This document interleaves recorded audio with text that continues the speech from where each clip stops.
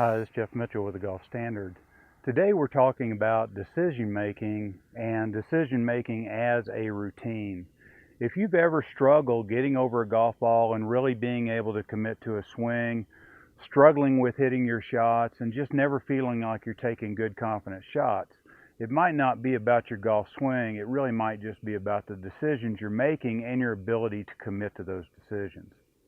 So this decision-making process starts with your lie. It's always going to start with your lie because the lie is a limiting factor. And as you can see with these two golf balls, there's a tremendous amount of difference in only a foot or so apart with this one golf ball in the fairway and this golf ball in the rough. So as you continue this process and you have figured out what kind of a lie you have, what kind of limitations that might give you, the next step is to find out how far it is to your flag.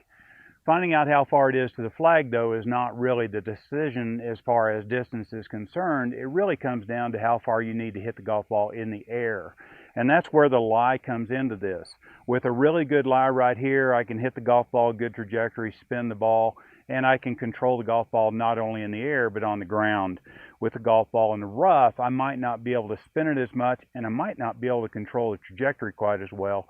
So that's going to change the target, at least where I want to land the golf ball. So I have my lie figured out, and the yardage to the flag here is 170 yards. I've got a yardage book that has a nice diagram of the green, and so I can continue this process. Out of the fairway, I'm going to be able to control the trajectory of the shot, and knowing the slope of the green, I'm going to either be able to bring it into an angle or allow it to go down a slope to control what the golf ball does on the ground.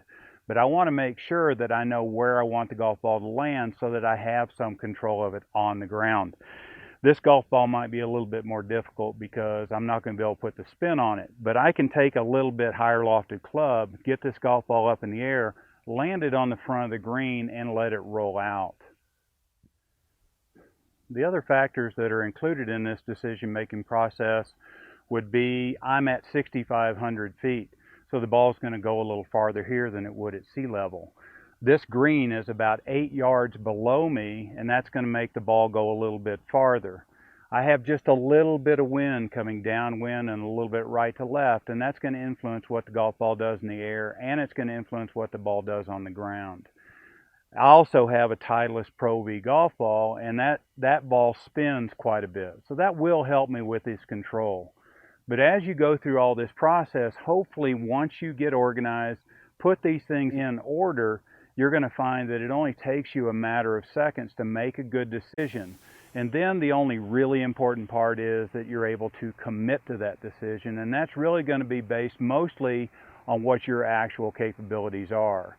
If you know how far you hit your clubs, if you can control the trajectory, if you can control the curvature of the golf ball, and you have this information that you need so you know what you're trying to do, you're going to be able to commit to your shots. You're going to get better results. You're going to make a lot more committed decisions. Have fun with your decision-making process. Be organized. Till next time.